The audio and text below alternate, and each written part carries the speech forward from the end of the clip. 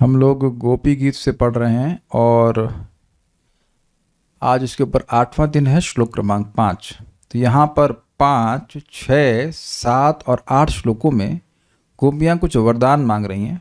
5वें मांग रही हैं कि अपने हस्त कमल को हमारे सिर पर रखिए। ये वरदान देख लीजिए कौन कौन से वरदान हैं और उसको लिखा गया था। मंद मंद अपना कर कमल हमारे सिर पर रख दीजिए, पहला। मंद मंद मुस्कान युक्त अपने मुख कमल का दर्शन कराइए। अपने श्री चरण कमलों को हमारे वक्षस्थल पर अर्पण कराइए और अपने अधरामृत का पान कराइए। ये 4 इच्छाएं 4 श्लोक में 5, 6, 7 और 8 में गोपियां कह रही हैं। तो पहले एक बार इसको गा लेते हैं 5वें वाले को। विरचिता भयम वृष्णिधूर्यते चरणमीयुषां संसृतेर्भयात्। विरचिता भयं वृष्णिधूर्यते चरणमीयुषां संसृतेर्भयात्।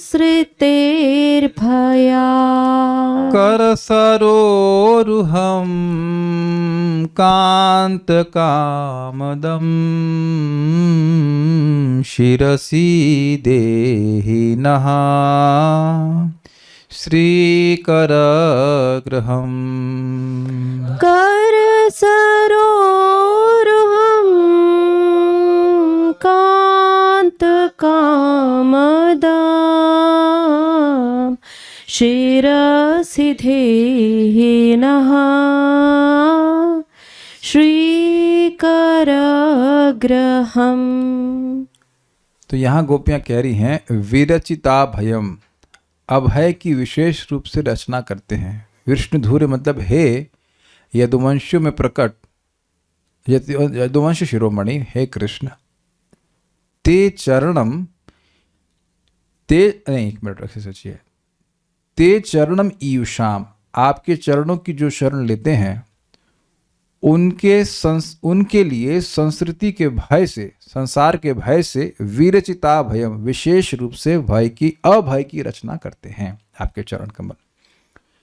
कर सरोरुहम, अपने हस्त कमलों को, कर मतलब हाथ और सरोरुह मतलब, सरोरुहम को मतलब कमल, अपने हस्त कमल को हे कांत अर्थात हे प्रियतम, कामदम अर्थात हे अभिष्ट प्रदान करने वाले, सब अभिष्ट प्रदान करने वाले, इसलिए शिरसि देहि ना, हमारे सिर के ऊपर रखिए।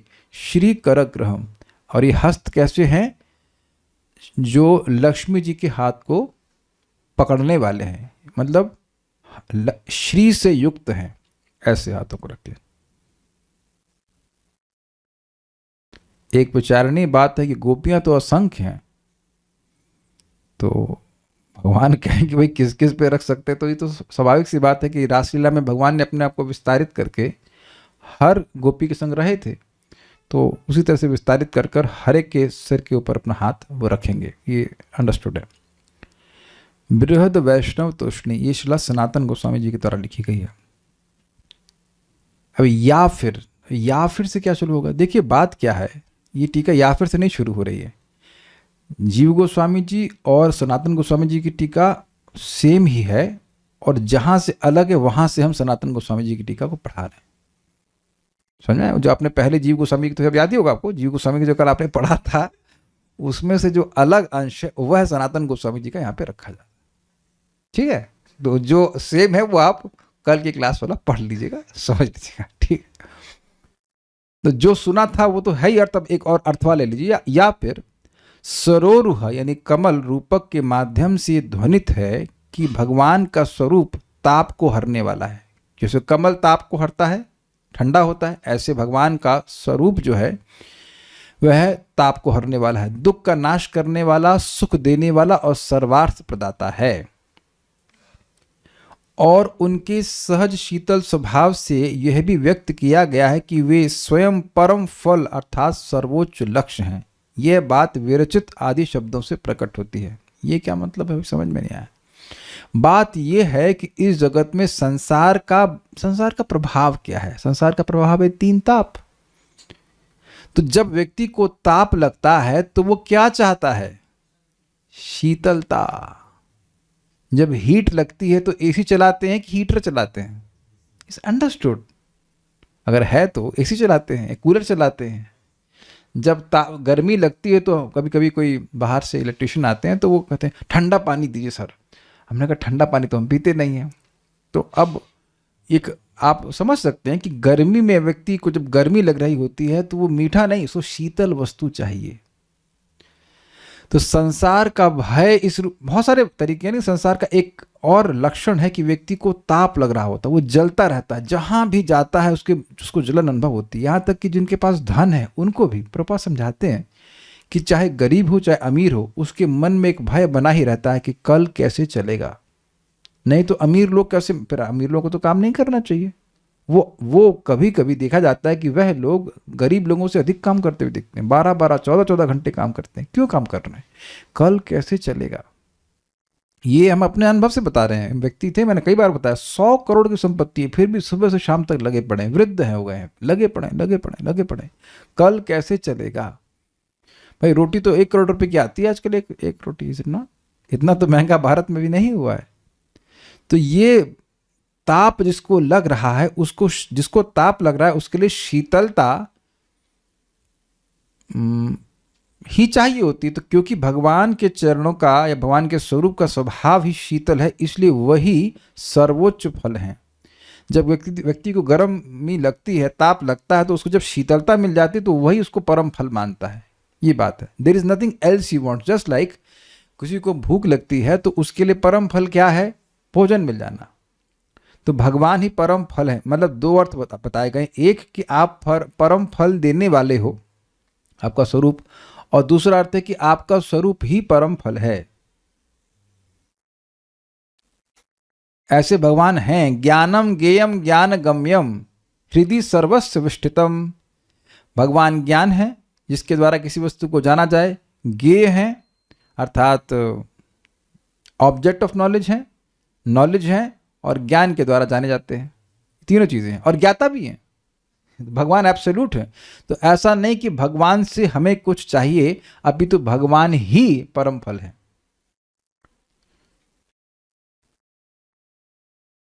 एक भक्त कह रहे हैं कि 3 ताप कौन से हैं?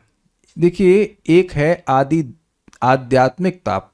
कुछ नहीं है अपने शरीर से, आत्मा मतलब शरीर और मन, शरीर और मन से व्यक्ति परेशान रहता है। कोई व्यक्ति यहां उपस्थित है जो अपने आज के दिन अपने शरीर या मन से परेशान न हो? मैं ना हो को बहुत पूछ रहा हूं। हो तो सब लोग हाथ खड़ा कर देंगे। कुछ ना कुछ पेट में किसी की कुछ ना कुछ चलता ही रहता है। भूख, नींद आ रही तो दिक्कत, नींद नहीं आ रही तो भी दिक्कत। कुछ लोगों को नींद नहीं आने की दवा लेनी पड़ती है, किसी को नींद आने की बहुत आलस आ रहा है तो उसकी दिक्कत, थकान है, कुछ कॉन्स्टेंटली कोई नहीं दे रहा है, आपका शरीर आपका मन दे रहा है। और वह अगर मान लीजिए नहीं है, फॉर एग्जाम्पल कि नहीं है किसी क्षण, तो आदि भौतिक दूसरे लोग परेशान करते हैं, मच्छर मक्खी और क्या क्या।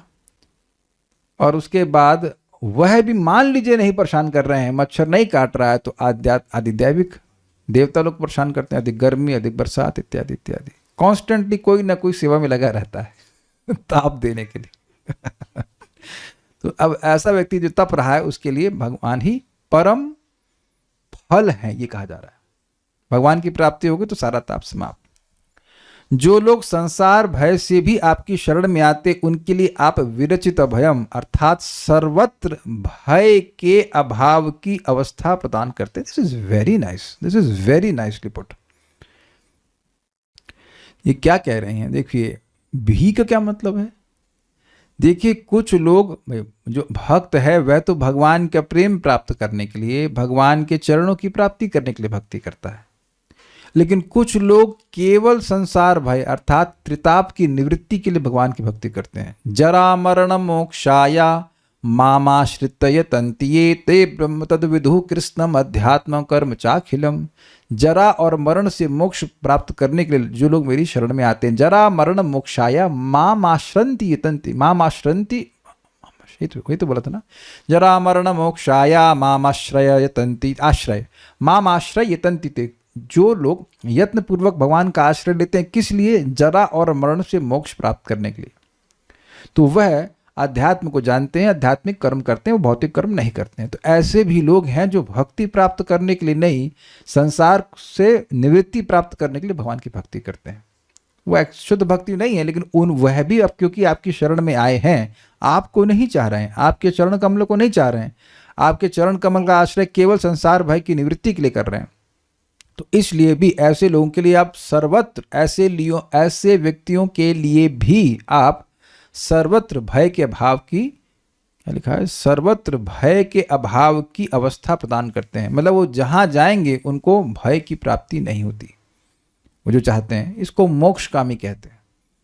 इसलिए भाव यह है, हे प्रभु अब हमारे विरह भय यानी वियोग की पीड़ा को भी नष्ट कीजिए। इसलिए का क्या मतलब है? जो लोग आपको नहीं चाहते हैं, आपसे कुछ चाहते हैं, संसार भय की निवृत्ति चाहते हैं, आपको नहीं चाहते हैं, उनको भी आप वह इच्छित वस्तु देते हो, उनके भय का नाश करते हो कि नहीं? हाँ। तो हम तो आपसे आपको चाहते हैं, हम आपको, आप सब चरण कमल चाहते हैं, आपके प्रेम चाहते हैं, तो हमारे विरह भय को क्यों नष्ट नहीं करेंगे? देखिए, इस बात को मैंने कई बार समझाया कि मान लीजिए कोई व्यक्ति, जैसे आप सब लोग यहाँ पे क्लास सुनने के लिए आए हैं, लेकिन जब मैं मंदिर में सेवा कर रहा था तो हमारे ऑफिस में एसी लगा हुआ था, तो एक भक्त आकर के बैठ गए। तो वो इसलिए बैठ गए क्योंकि बाहर गर्मी लग रही थी। अब समझ में आया? समझ में आ रहा है कि नहीं आ रहा है? हमने ये देखा है कि बलराम हॉल में एसी लगवाए गए थे, तो खूब ठंडा था। तो कुछ लोग मैं भक्त तो नहीं कह सकता, कुछ लोग अंदर आके कहते हैं काफ़ी ठंडा है। तो अब उनको प्रवचन से प्रयोजन नहीं है, कुछ देर थोड़ी ठंड मिल जाए, ये बात है।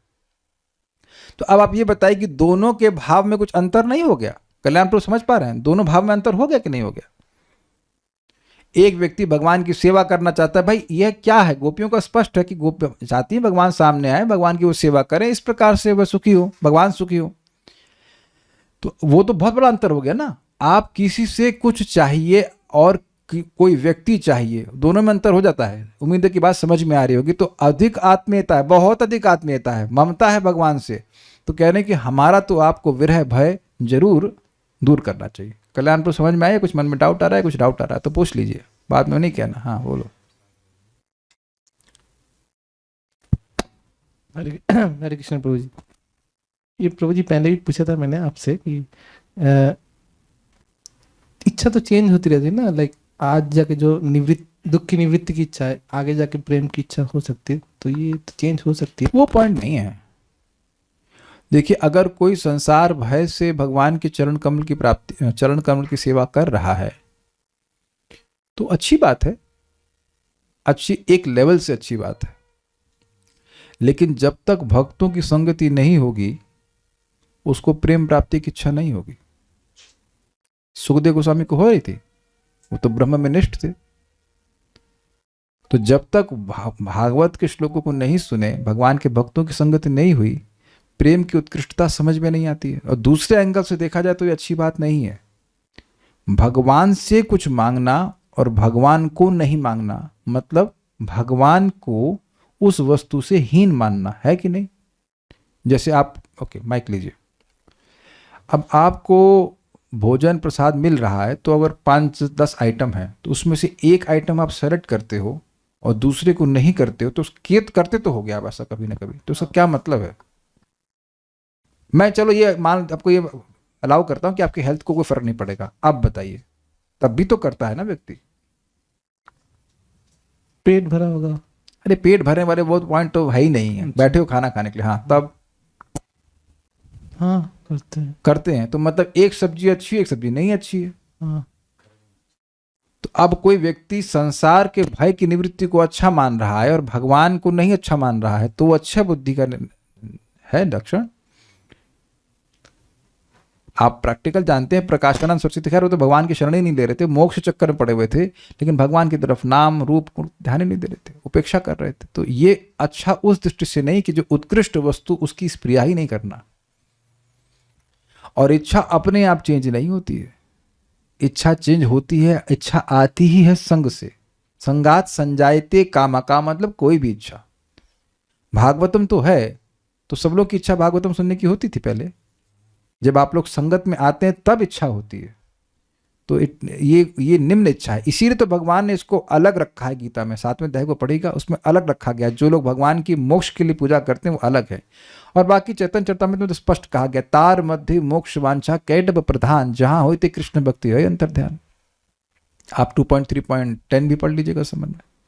जो मोक्ष की कामना है वो सबसे बड़ी इंद्रिय तृप्ति की कामना है, क्योंकि अपने दुख की निवृत्ति चाहता है और अपने सुख की प्राप्ति चाहता, भगवान के लिए नहीं चाहता। लेकिन फिर भी भगवान कहते हैं कि भाई हमारे चरणों में आया है तो इसका व्यर्थ नहीं जाना चाहिए। ये बात है। See purifying our the desire to purify our heart so that love में manifest is a different thing. अगर हमारी ये इच्छा होती है, और ये होनी भी चाहिए, कि हमारा हृदय शुद्ध हो जाए ताकि भगवान के चरणों में हमारा प्रेम प्रकट हो जाए, तो ये बहुत अच्छी इच्छा है। और ये इच्छा बहुत प्रैक्टिकल है। कितने लोगों को ये इच्छा प्रैक्टिकल नहीं लगती है? Please react.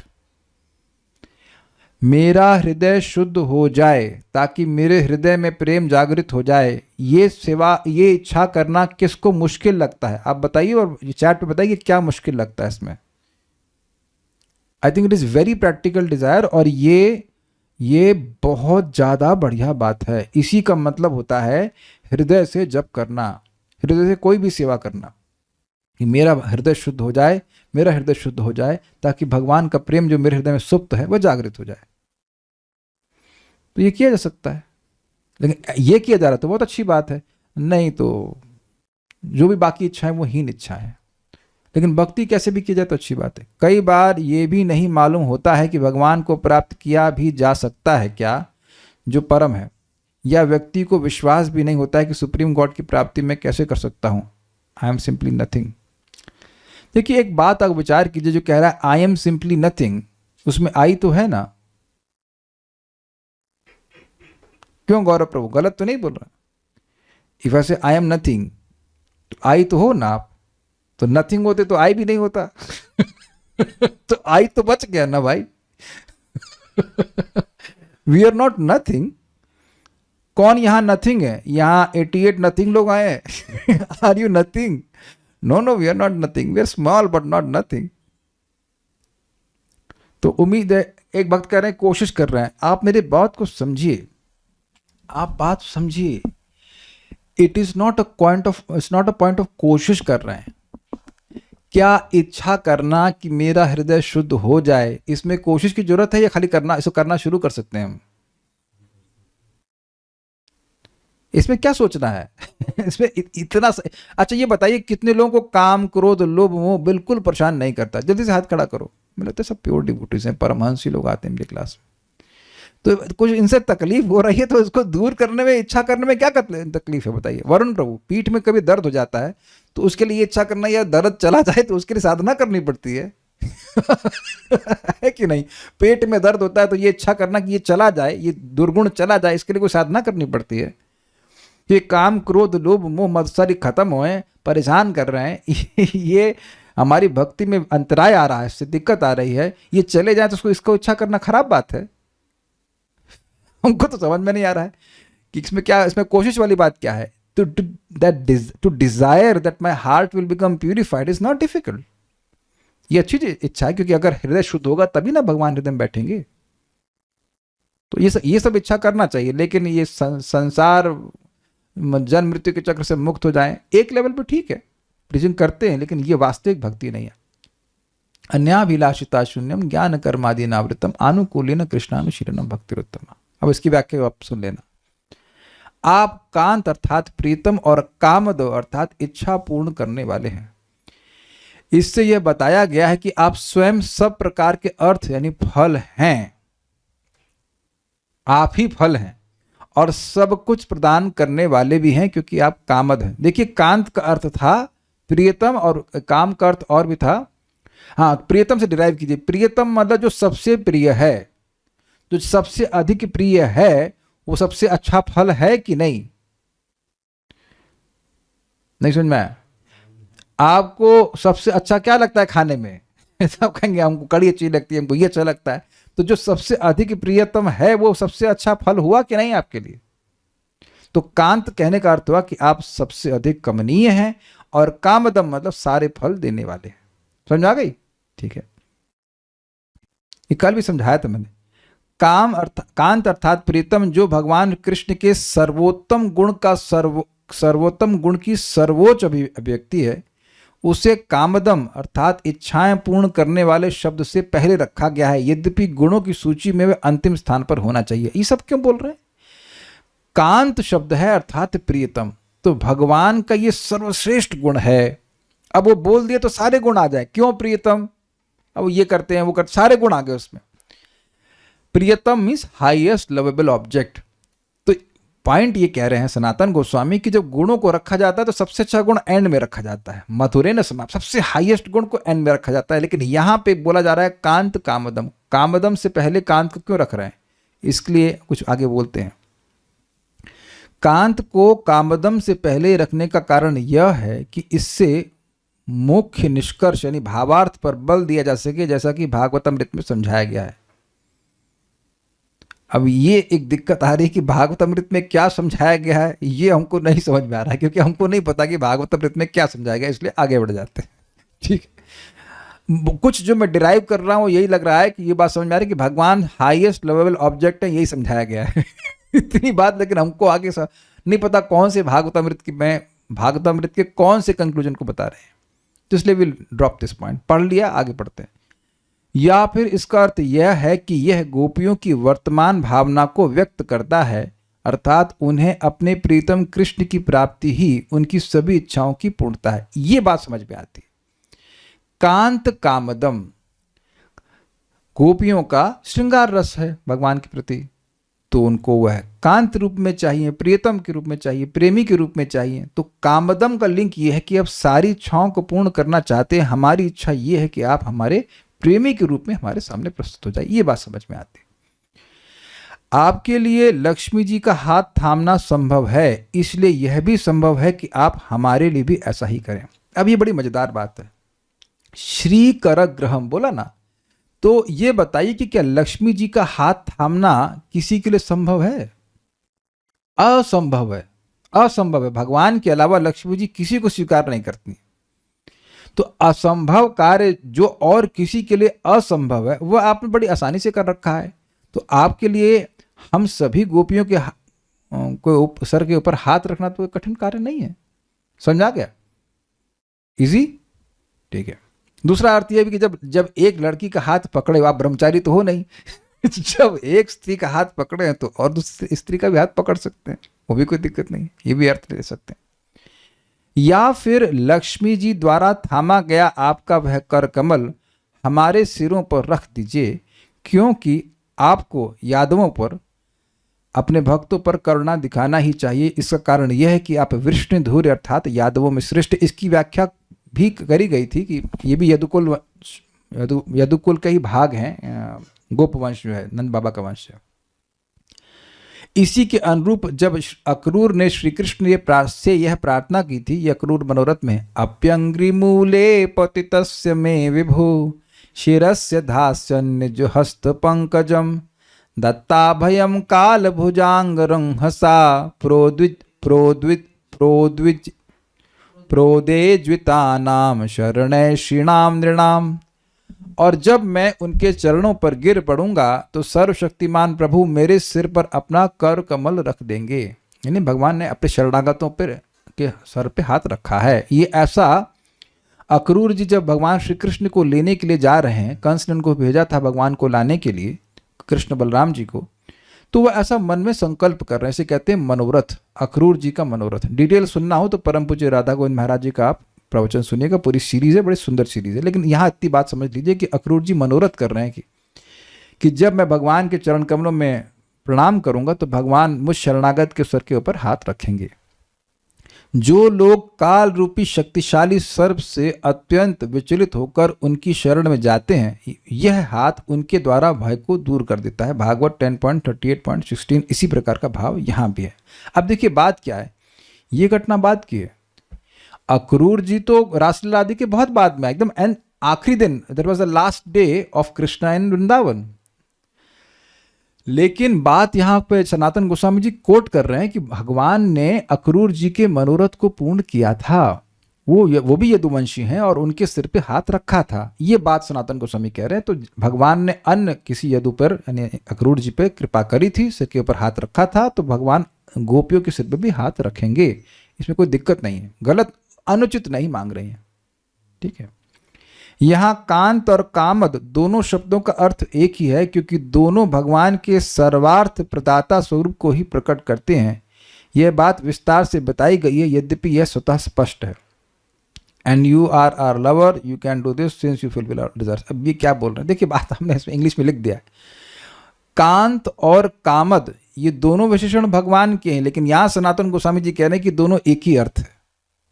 अलग अलग लग रहा है लेकिन ये दोनों एक अर्थ है। क्यों कांत, क्यों है कांत मतलब प्रियतम। तो जो व्यक्ति आपकी सारी इच्छाओं को पूर्ण करे वो आपको प्रियतम लगेगा कि नहीं लगेगा, समझ में आ गया कि नहीं। इसीलिए इक्वेट किया जा रहा है सनातन गोस्वामी जी के द्वारा कि कांत और कामद ये अलग अलग नहीं हैं। लेकिन फिर कहेंगे दो शब्द क्यों इस्तेमाल कर रहे हैं, ताकि ये सूचित किया जाए, स्पष्ट किया जाए कि भगवान सारे अर्थ को प्रदान करने वाले हैं, यद्यपि ये अलग अलग नहीं है। आपको यहाँ किस व्यक्ति को वो व्यक्ति अच्छा लगता है जो आपकी इच्छा को बिल्कुल पूर्ण नहीं करता, पहले ही समझा दीजिए। हाँ भाई, कोई रिएक्शन। जो आपकी इच्छा को कभी पूर्ण न करे, कोई इच्छा पूर्ण न करे, उसको कौन प्रिय मानता है? कोई मानता है? प्रसाद पाने गए ना दे, अरे वहां तो आधा घंटा 15 मिनट वेट करने को मिल जाए तो उन्हें बवाल काट देते हैं, करते कि नहीं। भूखे हैं हम लोग की इसमें सुनते थे कि, और सुनते के अनुभव भी करते थे, भूखा साधु बाघ बराबर।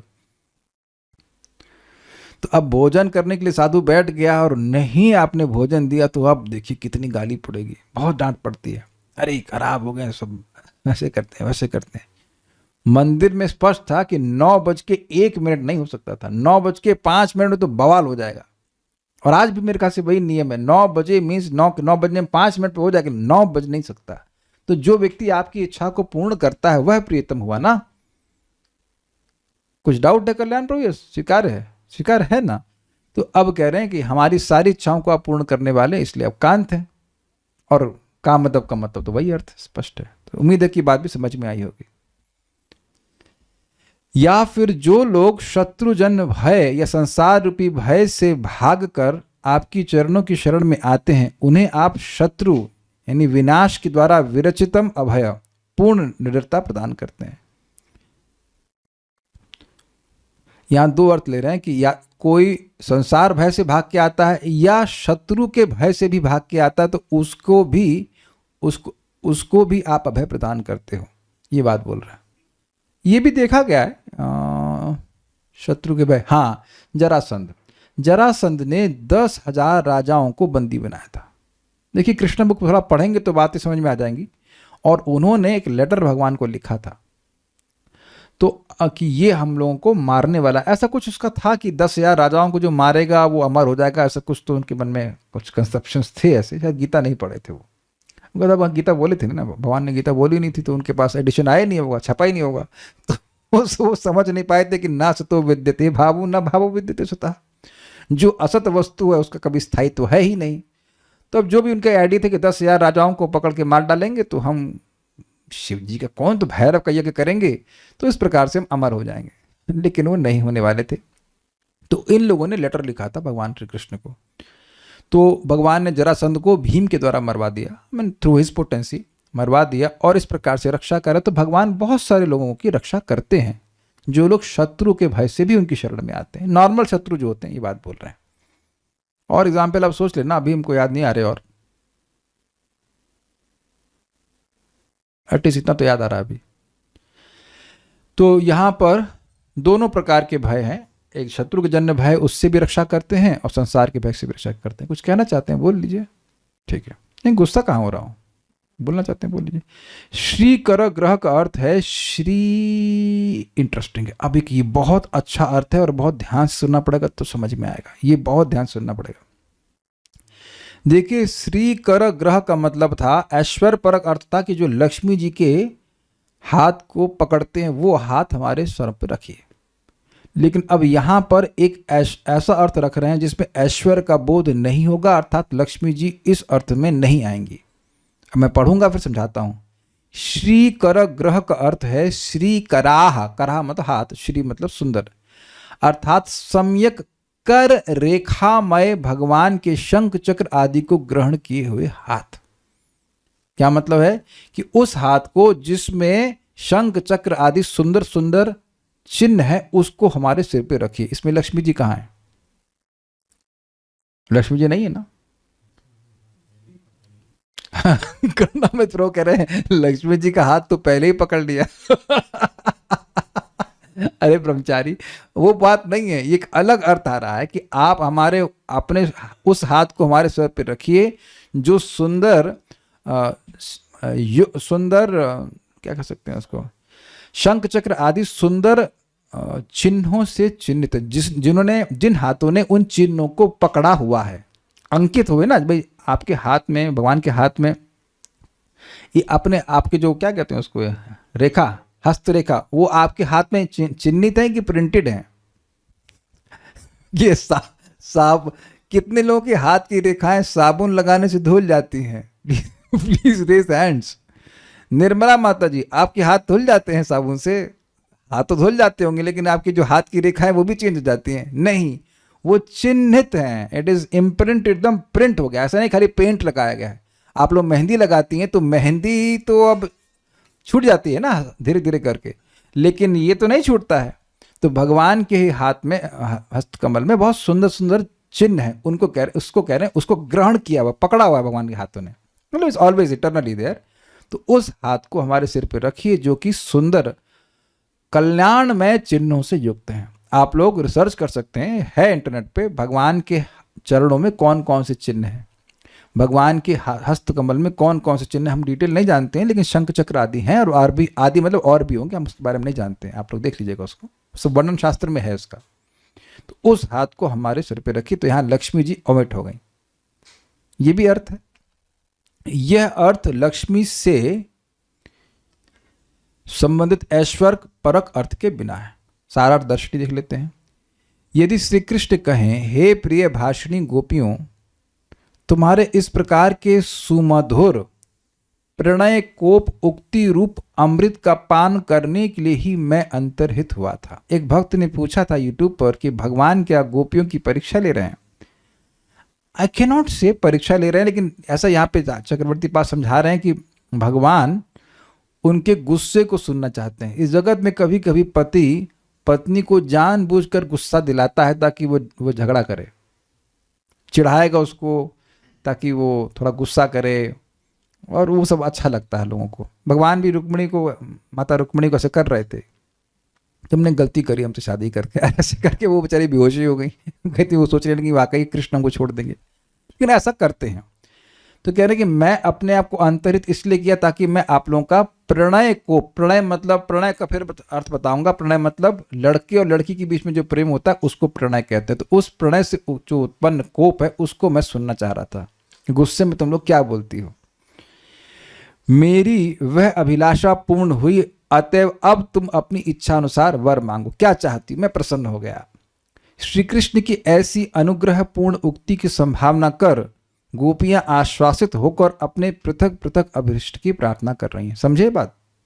वो सोच रही हैं ऐसा कि लगता है कि कृष्ण अब हमसे सुखी हो गए होंगे, हमारे क्रोध को सुन लिया, जो भी कुछ है वो सुन लिए, अब हम पर जरूर वह अनुग्रह करेंगे। तो अपने क्या चाहती उसकी प्रार्थना गोपियां करनी है। गोपियों की इन प्रार्थनाओं को विरचिता भयम इत्यादि 4 श्लोकों में, अर्थात श्लोक संख्या 5 से 8 में, 5, 6, 7, 8 में वर्णन किया गया है। हे वृष्णिधूर्य, अर्थात हे अपने कमल रूपी कुल को प्रस्फुटित करने में सूर्य तुल्य। भाई क्या क्या अर्थ लिया गया। देखिए, ये इसको बंद कर लीजिए और सब लोग अंदर आ सकते हैं। ये बड़ी इंटरेस्टिंग पॉइंट है। हम दरवाजे को बंद कर लेंगे, आपको अंदर आना है तो अंदर आ सकते हैं, नहीं तो बाहर आवाज दिक्कत करेगा। ये बहुत इंटरेस्टिंग पॉइंट है। वृष्णिधूर्य, देखिए कमल कितना भी अच्छा हो, सूर्य के बिना वह प्रस्फुटित प्रफुल्लित नहीं हो सकता है। स्वीकार्य है? ठीक है। तो अब श्रीमद् भागवतम में आप कई बार वंशावली का वर्णन सुनेंगे। तो उस वंशावली को सुनने का प्रयोजन क्या होता है कि कहीं उसमें कोई अवतार ना प्रकट हो गए हों या कोई शुद्ध भक्त ना प्रकट हो गए हों, उनके बारे में सुनना चाहते हैं आप लोग। अभी आपने देखना कई बार ऐसा आएगा। तो राजन सोम सूर्य हो, यानी कि दशम स्कंद की शुरुआत में 9वें स्कंद में सोम वंश का वर्णन है, और हाँ भगवान राम आते हैं ना उसमें, और क्या बोल रहा हूं मैं, सूर्य वंश का भी वर्णन है और सोम वंश का भी वर्णन है। तो अब राजन सोम सूर्य हो, राजन शब्द तो नहीं आना चाहिए, राजन शब्द नहीं आना चाहिए। नहीं, सुखदेव गोस्वामी को बोल रहे हैं परीक्षित महाराज कि आपने सोम वंश का वर्णन किया और सूर्य वंश का वर्णन किया। श्लोक दिखाइए, राजन है क्या? कथितः श्री राजो उवाचा, हाँ राज्ञाम शब्द है, राजन शब्द नहीं है। कथितः वंश विस्तारो भवतः सोम सूर्य हो राज्ञाम चो भय वंशानाम चरिताम परमात्मतम। राजन शब्द नहीं था, राज्ञाम शब्द था। तो राजा यानी परीक्षित महाराज ने 10.1.1 भागवतम शुरू होता है 10th कैंटो, उन्होंने कहा कि आपने वंश का विस्तार से वर्णन किया। किसका? सोम वंश का और सूर्य वंश का। सूर्य वंश मतलब इसमें भगवान श्री राम आए, सोम वंश में भगवान श्री कृष्ण आए। राज्ञम च उभय वंशायनम, और दोनों वंशों के राजाओं का भी वर्णन किया जो महान महान लोग आए थे। चरिताम परम अद्भुतम, और उसके उनके परम अद्भुत चरित्र को वर्णन किया। ऐसा अगला श्लोक दिखाइएगा। तो अब पॉइंट ये है कि किसी कुल को वर्णन करने का उद्देश्य था कि कहीं उसमें भगवान का अवतार तो नहीं आया। तो यदुकुल क्यों स्पेशली अच्छा माना जाता है और उत्कृष्ट मान रहे हैं? क्योंकि इसमें भगवान श्री कृष्ण जो परम भगवान है वह प्रकट हुए थे। हाँ देखिए यही बात बोल रहे हैं 10.1.2 यदोश्च धर्मशीलस्य, जो धर्मशील यदु थे, नितराम मुनि सत्तमा, उनकी जो डायनेस्टी है वो तो सर्वश्रेष्ठ है, क्योंकि तत्रांशेन अवतीर्णस्य विष्णुर वीर्याणि संशनः, क्योंकि भगवान श्री कृष्ण उसमें अवतीर्ण हुए थे और उनके वीर, उनके पराक्रम को हमको सुनाइए। तो कहने का अर्थ यह है कि यदुकुल वंश को प्रस्फुटित करना, अर्थात उसको कमल के समान सुंदर करने के लिए कमल के समान सुंदर रूप से बना देने के कारण कौन है? भगवान श्री कृष्ण का अवतरण। तो इसलिए भगवान श्री कृष्ण को यहाँ पर वृष्णिधूर्य कहा जा रहा है। सबको समझ में आया? जैसे कमल जो है वह सुंदर रूप से खिल जाता है सूर्य के प्रकट होने पे, सूर्य के प्रकट हुए बिना वो नहीं खिल सकता है। उसी प्रकार से यदुवंश का जो महान उत्कर्ष है वह इसलिए है क्योंकि भगवान प्रकट हुए थे। तो भगवान के प्राकट्य से, जैसे कि सूर्य का प्राकट्य होता है, सूर्य अपने से प्रकट होता है, समझ लेना होगा, वो कोई किसी के साधन से नहीं होता है। तो अब उसी प्रकार से जैसे सूर्य प्रकट होकर अनेक अनेक कमलों को खिला देता है, उसी प्रकार से भगवान प्रकट होकर के अनेक अनेक यदुवंश में जितने लोग भी हैं उन सबको प्रस्फुटित करते हैं, उनको महान, उनको उत्कर्ष से युक्त बना दिया। अरे किसके चाचा हो आप? अरे हम कृष्ण के चाचा हैं, समझे? द्रविड़ कुमार प्रभु, मान लीजिए आप कृष्ण के चाचा होते तो हम कृष्ण समझ रहे ना। तो इस प्रकार से आपने उनको महान बनाया, इसलिए वृष्णिधूर्य कह रहे हैं। समझ आ गया? ठीक है। अपने कर कमल को हमारे सिर पर अर्पण करो। यदि श्री कृष्ण कहें कि किस लिए अर्पण करूं, इसके उत्तर में गोपियां कह रही हैं कामदम, अर्थात हम जिस कंदर्प के बाणों के, कंदर्प मीन्स मदन, कंदर्प के बाणों के प्रहार से भयभीत होकर तुम्हारे चरणों में शरणागत हुई हैं, उस कंदर्प को अर्थात काम पीड़ा को नाश कर देने वाले कामम द्यति खंडयति, अपने हस्त कमल को हमारे सिर पर अर्पण करो। ये कैसे अर्थ होता है? देखिए, कामदम का एक अर्थ तो आप जानते हैं कामनाओं को पूरा करने वाला, और द का एक अर्थ आपने सुना था द्यसी, द्यसी शब्द से दति मतलब नष्ट करने वाला, क्योंकि आपका हस्त कमल काम को नष्ट करने वाला है। कामदम, द मतलब नाश करने वाला। तो हमारे हृदय में जो कंदर्प के द्वारा काम पीड़ा हो रही उसको आप नष्ट कर दीजिए, इसलिए बोल रहे हैं, इसलिए हमारे सर पे हाथ रखिए। दूसरे अर्थ में काम रोग को दूर करने वाला आपका कर कमल अपनी अनंत भंगियों द्वारा काम को प्रदान भी करता है, कि हाँ ये सत्य बात है। कामदम मतलब काम को प्रदान करने वाला, इच्छा को प्रदान करने वाला। तो हमारी इच्छा है कि हमारे हृदय की जो भी हमारी इच्छा है कि आप हमारे सर पे हाथ रखिए और हमारी सेवा को स्वीकार कीजिए इत्यादि इत्यादि, तो यद्यपि वे कामनाओं को दूर करने वाला है फिर भी इच्छाओं को प्रदान करने वाला है। इस बात को थोड़ा समझिए। एक भक्त ने कहा कि गुरु मुख पद्म वाक्या चित्ते ते कोरी आज्ञा और न करिय मने आशा। सब लोग गाते हैं, श्री गुरु चरण रति यही स उत्तम गति से ही प्रसादे पूरे सर्व आशा। तो अजीब सी बात बोल रहे हैं। गुरु मुख पद्म वाक्य, भगवान गुरु के मुख कमल से जो बात निकल रही है, गुरु मुख पद्म वाक्य चित्ते कोरिय आय के, उसको चित्त से एक कर दो, चित्त और कहीं नहीं जाना चाहिए। और ना करी है मन आशा, और कोई आशा नहीं करनी चाहिए। और दूसरा कह रहे हैं श्री गुरु चरण रति यही से उत्तम गति, श्री गुरु के चरणों में जिसको प्रेम हो गया वो उस उत्तम गति को प्राप्त करता है और उनकी कृपा से सारी आशाएं पूर्ण हो जाती हैं। तो एक तरफ तो कह रहा है कि कोई आशा मत रखो और दूसरी तरफ कह रहे हैं सारी आशाएं पूर्ण हो जाती हैं। तो सारी आशा तो बहुवचन हो गया ना। एक ही श्लोक में आप देखो ना, पहले बोल रहे हैं कि एक आशा रखो और दूसरी तरफ कह रहे हैं कि और सारी आशा त्याग दो, और दूसरी तरफ कह रहे हैं कि सारी आशाएं पूर्ण हो जाती हैं। देखिए, एक ही आशा होती है कि हम गुरु को प्रसन्न कर लें। अब उस वो अगर इच्छा रहे कि हम गुरु को प्रसन्न करें, कृष्ण को प्रसन्न करें, तो अब कृष्ण संबंधी जो भी इच्छा है वो सब पूर्ण हो जाएगी। कि भगवान का दर्शन हो, भगवान का प्रेम प्राप्त हो, भगवान, ये वो तो है ना मल्टीपल इच्छाएं, वो तो अलग इच्छा नहीं है। कृष्ण को सुखी करने के ही अलग अलग विधान हो सकते हैं ना, कि भगवान को भोजन बनाना है, भगवान की सेवा मिले, भगवान का प्रचार करें, या जो भी नाम रुचि मिले, वो सारी इच्छा पूर्ण हो जाएंगी। तो यहाँ कहने का अर्थ है, मैं समझाने का ये प्रयास कर रहा हूँ कि आशा को अलग अलग तरह से अर्थ में रखा जा रहा है। तो काम रोग को दूर करने वाले भगवान हैं, भौतिक भोग की इच्छा को खत्म कर देंगे, लेकिन अब अपने अनंत भंगियों के द्वारा, मतलब हाथ को अलग अलग प्रकार से संचालन करने के द्वारा, या अपने हस्त के प्रभाव से भगवान हर इच्छा को प्रदान करने वाले हैं। तो वो भी अर्थ भी ग्रहण करना होगा। थोड़ा सोचिएगा तो समझ में आ जाएगा क्या कह रहे हैं। ये कर कमल काम पीड़ा को दूर करने में असमर्थ है, ऐसी बात नहीं है, क्योंकि संसार के भय से भीत होकर जो तुम्हारे चरणों में शरणागत होते हैं, तुम्हारे ये कर कमल उन्हें अभय प्रदान करते हैं, अर्थात संसार के भय से उनकी रक्षा किए करते हैं। इसलिए जो कर कमल संसार भय से रक्षा करने में समर्थ हैं, क्या उन्हें काम भय से रक्षा करने में तनिक भी प्रयास करने की आवश्यकता है? तो क्या उत्तर है? नहीं। संसार का ही जब जन्म मृत्यु का चक्र ही समाप्त कर देते हैं आपके चरण कमल या आपके हाथ, तो अब वह किसी के हृदय में काम को खत्म कर दें तो कौन सी बड़ी बात है। तो ये बात बोल रही है, ये भी इजी है। नेक्स्ट, यहां श्री कृष्ण कह सकते हैं कि यदि तुम अपनी काम पीड़ा को ही दूर करवाना चाहती हो तो मैं तुम लोगों के वक्षस्थल पर ही अपने करकमल को अर्पण करूंगा। ऐसा करने से मेरी अभिलाषा भी पूर्ण हो जाएगी, क्योंकि मैं भी तुम्हारे वक्षस्थल को स्पर्श करने की इच्छा रखता हूं। इसका उत्तर देते हुए गोपियां कह रही हैं, श्री करग्रहम अर्थात श्री लक्ष्मी के वक्षस्थल पर करकमल अर्पण करते समय जिस प्रकार वे तुम्हारी इस क्रिया को वारण करने के लिए, हाथ को रोकने के लिए अपने दोनों हाथों द्वारा तुम्हारे जिस करकमल को ग्रहण करती हैं, उसी प्रकार तुम्हारे उसी करकमल द्वारा हमारे वक्षस्थल को स्पर्श करने के लिए उद्यत होने पर भी हम भी उसे वारण कर, उसको दूर कर अपने सिर पर धारण करना ही उचित मानती हैं। ऐसा भाव है। यहाँ पे बात खत्म होती है। कोई प्रश्न है?